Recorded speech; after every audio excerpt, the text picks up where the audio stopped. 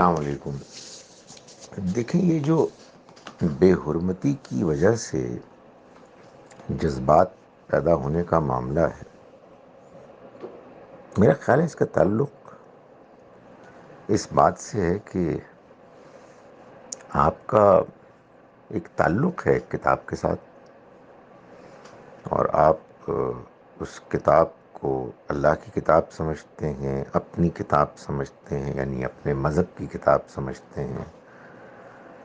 تو ایک جذباتی وابستگی ہے۔ کرسچن کو بائبل کے معاملے میں یہی ہوگا، ہندو کو گیتا اور دوسری کتابوں کے بارے میں یہی جذبات ہوں گے۔ ہر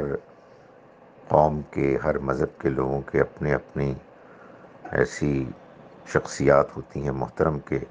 جن کے بارے میں گستاخی ان کی غیرت کے خلاف ہوتی ہے کہ کوئی کرے۔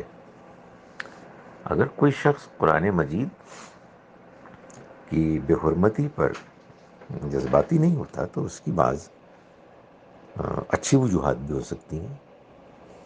مثال کے طور پر یہ ہو سکتی ہے کہ وہ شخص یہ سمجھتا ہو کہ جس نے بے حرمتی کی ہے وہ اس کو بات ہی سمجھ میں نہیں آئی،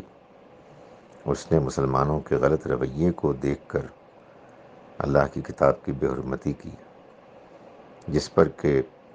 اس شخص اور بے حرمتی کے رویے سے زیادہ انسان کو مسلمانوں کے رویوں پر افسوس ہو۔ افسوس تو خیر ہوگا، اس میں تو کوئی شک نہیں، لیکن جو ہمارے ہاں کا ایک رد عمل ہے، اس رد عمل میں نہ جانے کیوں یہ بات غائب ہو جاتی ہے کہ جس شخص نے یہ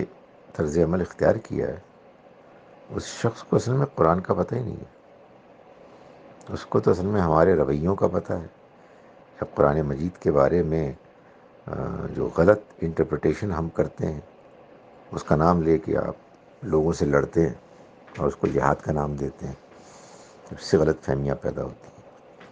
میرا خیال ہے جذبات یہ پیدا ہونے چاہیے کہ کاش کہ قرآن کو ہم بھی صحیح طرح سے سمجھیں